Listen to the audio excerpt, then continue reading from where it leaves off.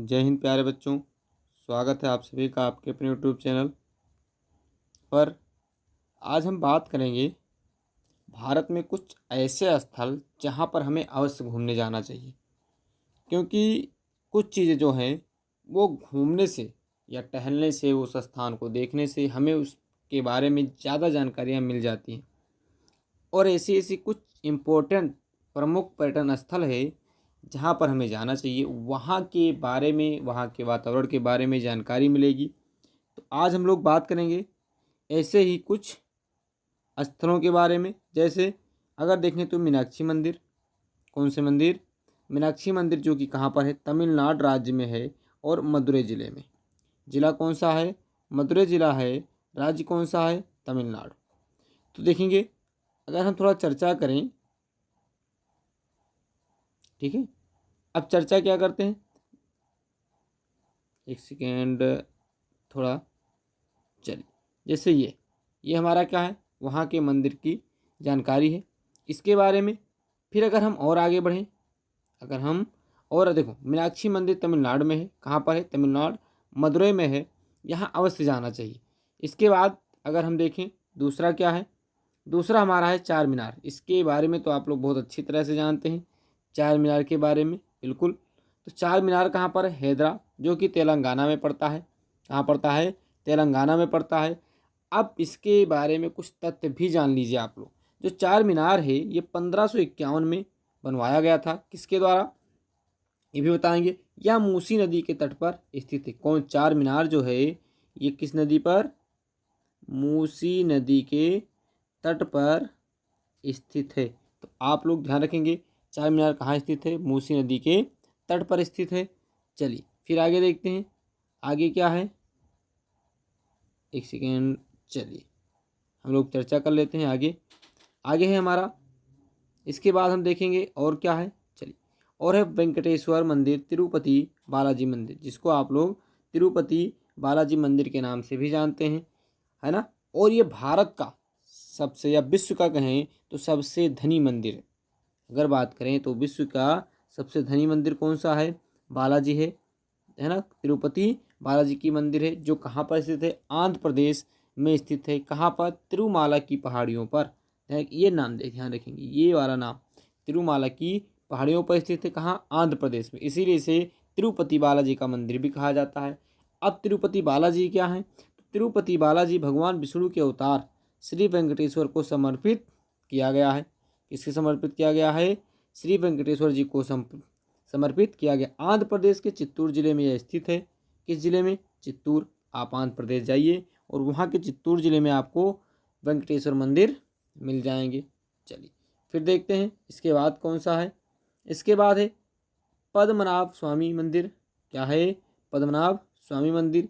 ये कहाँ पर स्थित है? तो ये है आपका केरल, तमिलनाडु में, सॉरी केरल तिरुवनंतपुरम में। कहाँ? केरल तिरुवनंतपुरम में स्थित है। ये रहा, देखो, अगर देखने से देखो कितना आकर्षक लग रहा है ना, कितना ज़्यादा आकर्षक है। इस तरह के स्थानों पर घूमना हमारे सौभाग्य की भी बात है। और उसके बारे में कल्चर, देखो हर चीज़, जो मंदिर है काफ़ी पुराना बना हुआ है, तो इसके कल्चर के बारे में जानकारी मिलेगी और अन्य चीज़ों के बारे में हमें जानकारी मिलती है। जैसे जब आप कभी अपने शहर से बाहर दूसरे शहर में जाओगे तो वहाँ के बारे में बहुत सारी जानकारी आपको मिलती रहेंगी। तो सेम वही चीज़ें हैं कि जब आप घूमोगे, टहलोगे, तो आपको बहुत सारी चीज़ें देखने को मिलेंगे। फिर इसके बाद है आगरा।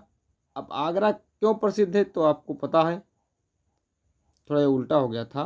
पहले हो गए ताजमहल, है ना। ये आगरा चलो कर लेते हैं। आगरा किसका है? ताजमहल है। आगरा में आप क्या देखोगे? ताजमहल देखोगे भैया। क्या देखोगे? ताजमहल। यहाँ भी जाना चाहिए। यमुना नदी के दक्षिणी किनारे पर स्थित है। यमुना नदी के दक्षिणी किनारे पर स्थित है। किस नदी पर? यमुना नदी के दक्षिणी किनारे पर स्थित है। और अगर बात करें तो इसको किसने बनवाया था? चलिए बता दीजिए, इसको किसने बनवाया था? तो इसको शाहजहाँ ने बनवाया था। किसने बनवाया था? शाहजहाँ ने बनवाया था। किसकी याद में? अपनी बेगम की याद में। इसको किसने बनवाया था? शाहजहाँ ने बनवाया था। किसने बनवाया था? मुमताज, बेगम मुमताज की याद में बनवाया था। ठीक है, तो आगरा कहाँ पर, ताजमहल कहाँ पर है, स्थित है, ये आगरा।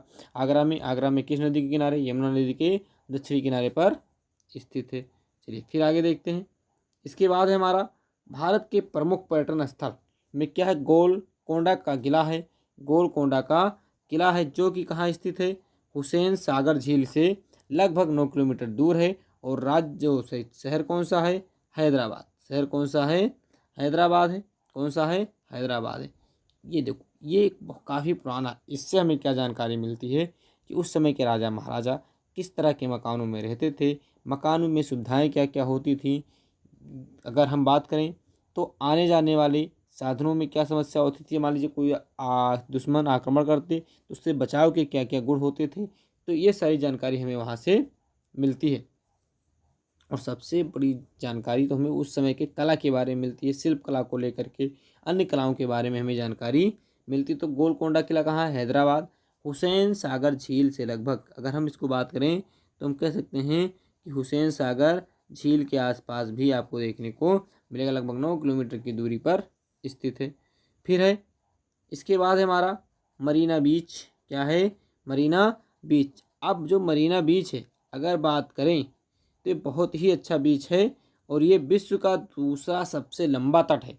विश्व का दूसरा सबसे लंबा तट है और भारत का सबसे लंबा समुद्री तट है। कौन सा है ये, मरीना बीच है। कौन सा है, मरीना बीच है। अब जो ये मरीना बीच है, देखो अगर देखा जाए तो इतने लंबे तट हैं, देखने से आपको स्पष्ट होता है। मरीना बीच कहाँ है, तमिलनाडु राज्य के चेन्नई में स्थित है। तमिलनाडु राज्य के चेन्नई में स्थित है। यह भारत का सबसे लंबा समुद्री तट है तथा विश्व में दूसरा सबसे लंबा समुद्री तट है। अब यहाँ पर विदेशी सैलानी आते हैं, आपको प्राकृतिक नज़ारे देखने को मिलेंगे। तो ये सारे गतिविधि आपको कहाँ देखने को मिलेंगे, मरीना बीच पर, जो कि कहाँ स्थित है, तमिलनाडु राज्य के चेन्नई नामक शहर में स्थित है। चलिए आगे देखते हैं। फिर है हमारा ग्वालियर का किला। ग्वालियर का किला जो कि कहाँ पर है, मध्य प्रदेश में है। कहाँ पर है, मध्य प्रदेश में। अच्छा चलिए, मध्य प्रदेश की राजधानी आप लोग बता दीजिए।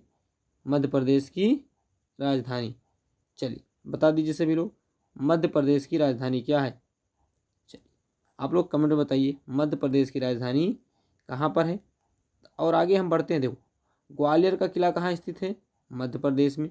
कहाँ, मध्य प्रदेश में। इसे भारत का जिब्राल्टर भी कहा जाता है। जिब्राल्टर भी कहा जाता है किसे, ग्वालियर के किले को। देखो इतनी ऊंची ऊंची छतें हैं भैया कि क्या कहा जाए, है ना। अगर इससे एक बार छलांग लगाना हो तो सोचना पड़ जाएगा। ठीक है, तो ऐसी कुछ स्थान है जहाँ आप लोग कभी से जाइए घूमने अगर मौका मिले तो। फिर है हमारा दिलवाड़ा का मंदिर। कौन सा मंदिर, दिलवाड़ा का मंदिर है जो कि मुख्य रूप से जैन संप्रदाय पर आधारित है। क्या है, जैन संप्रदाय पर आधारित है। ये माउंट आबू राजस्थान में है। कहाँ है, माउंट आबू राजस्थान में है। कहाँ पर है, माउंट आबू राजस्थान में। जैसे ये देखो कहाँ पर है, माउंट आबू राजस्थान में है। यह जैन श्वेतांबर, अगर आप देखेंगे श्वेतांबर मंदिरों का समूह है जो 11वीं से 13वीं शताब्दी के बीच बनाया गया था। काफ़ी पुराना है। अब जब काफ़ी पुराना है तो काफ़ी पुराने शिल्प कला के बारे में भी हमें जानकारी मिलेगी। चलिए इसके बाद क्या है, बस इतना ही देखते हैं। फिर अगले क्लास में हम देखेंगे छोटे वीडियो में हम लोग ऐसे ऐसे छोटी कुछ इंटरेस्टेड जानकारी लेकर के आपके सामने आते रहेंगे। तो आप लोगों का बहुत बहुत धन्यवाद क्लास देखने के लिए। और भैया इसको आप लोग शेयर कर दीजिए। क्या कर दीजिए, शेयर कर दीजिए। और जो नए बच्चे हैं वो सब्सक्राइब ज़रूर कर लें। क्या कर लें, सब्सक्राइब ज़रूर कर लें और बेल आइकन को प्रेस कर लें, जिससे कि जिसका नोटिफिकेशन अगर हम कोई वीडियो दें तो आपको तुरंत नोटिफिकेशन मिल जाए। चलिए फिर मिलते हैं अगले क्लास में। जय हिंद।